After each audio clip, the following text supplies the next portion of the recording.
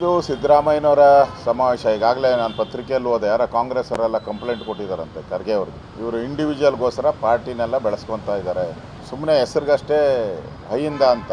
ಈಗ ಹಿಂದ ಬಿಟ್ಬಿಟ್ಟಿದ್ದಾರೆ, ಓನ್ಲಿ ಅಲ್ಪಸಂಖ್ಯಾತರ ಓಲೈಕೆ ಮಾಡೋದಷ್ಟೇ ಅವ್ರ ಹತ್ರ ಉಳಿದಿರೋವಂಥದ್ದು.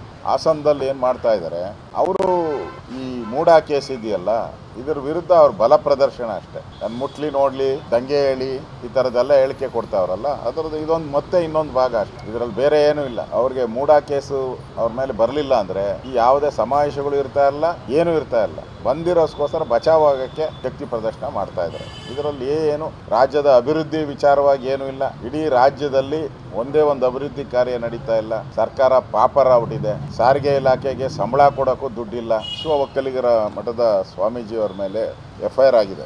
ಸೈಯದ್ ಅಬ್ಬಾಸ್ ಬಿನ್ ಸೈಯದ್ ಅಹಮದ್ ಅವರು ಕಂಪ್ಲೇಂಟ್ ಕೊಟ್ಟಿದ್ದಾರೆ, ಸ್ವಾಮೀಜಿ ಮೇಲೆ ಕ್ರಮ ತೆಗೆದುಕೊಳ್ಬೇಕು ಅಂತ ಕೊಟ್ಟಿದ್ದಾರೆ. ಅದರಿಂದ FIR ದಾಖಲು ಮಾಡಿ ಸ್ವಾಮೀಜಿಗೆ ಕಿರುಕುಳ ಕೊಡಬೇಕು, ಒಕ್ಕಲಿಗ ಸ್ವಾಮೀಜಿಗಳಿಗೆ ತೊಂದರೆ ಕೊಡಬೇಕು, ಅವ್ರನ್ನ ಬಂಧಿಸಬೇಕು, ಅವ್ರ ಮೇಲೆ ಕ್ರಮ ತೆಗೆದುಕೊಳ್ಬೇಕು ಅನ್ನೋ ಉದ್ದೇಶದಿಂದ ಸಿದ್ದರಾಮಯ್ಯನವರ ಸರ್ಕಾರ ಒಕ್ಕಲಿಗ ಸ್ವಾಮಿಗಳ ಮೇಲೂ ದಬ್ಬಾಳಿಕೆ ಮಾಡುವಂಥ ಒಂದು ವ್ಯವಸ್ಥಿತವಾದಂಥ ಸಂಚನ್ನು ಮಾಡ್ತಾ ಇದ್ದಾರೆ.